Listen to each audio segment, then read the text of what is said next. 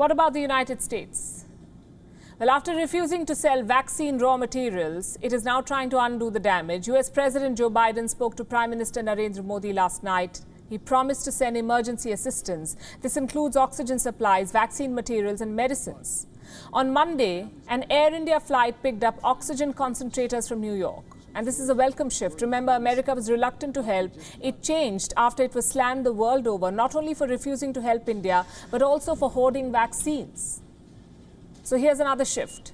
America now wants to send up to 60 million doses of AstraZeneca vaccine to different parts of the world. When will that happen? After American regulators check the safety of the shots. It could take weeks, it could take months. There are no clear timelines. The world is not America's priority. So why is it sharing vaccines at all? Because it's got too many of them. More than 550 million excess doses.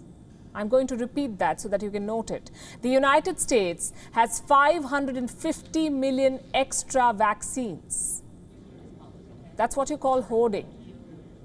Let me show you a chart. It shows how many doses some countries have produced and how many they have exported.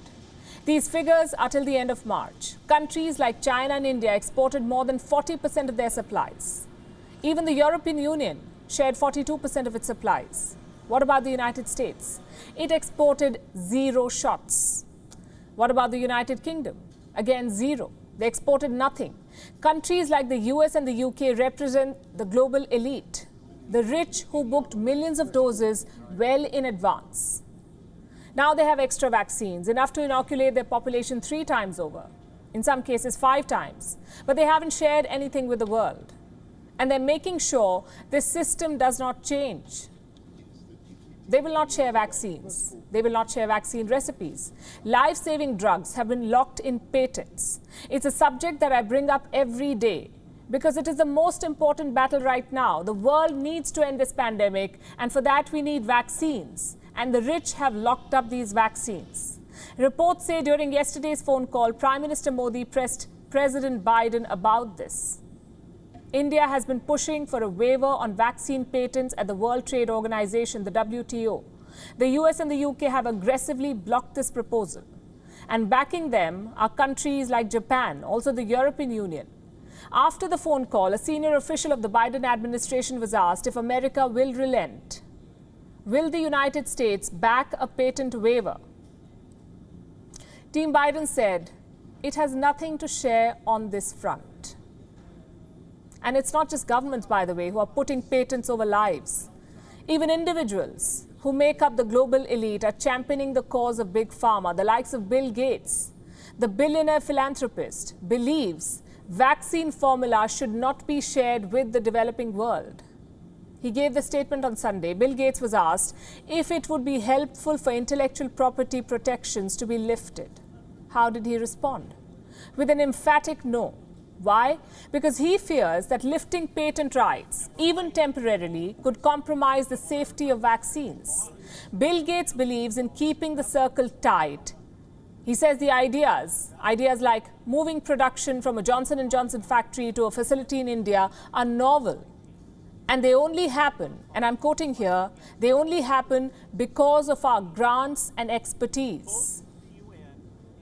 Bill Gates is towing the line of Big Pharma. According to a report, every vaccine maker has its own secret recipes and supply chains, and they insist that no other approach is possible. Nothing else will work. And this is exactly why the world is lagging behind in the global vaccination drive. It's because the supplies have been limited by design. It's not like we cannot produce more. Only a few companies are being allowed to make vaccines right now. Consider these numbers. More than 1 billion shots have been administered so far. 1 billion. 87% of these have gone to rich countries. 1 in 4 people in wealthy countries have got a jab. What about the poor countries? Just 1 in 500 have got a shot in these nations. Do you see the gap? 1 in 4 versus 1 in 500. According to a report, only 0.2% of the doses made so far have been dispensed to low-income countries. And this is not just a question of inequity, which is bad enough. This strategy will come back to bite the rich because at this rate, the pandemic will take years to end. And if it doesn't end in the poor countries, it will not end in the rich ones either.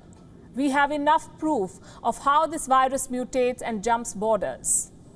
So this is what we have as of April 2021. Around 18.5 million doses being administered daily around the world.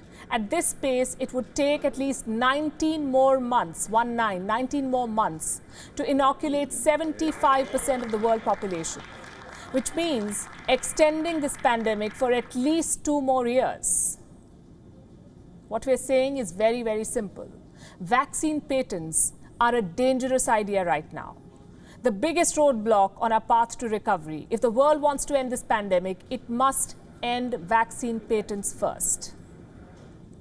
WION is now available in your country. Download the app now and get all the news on the move.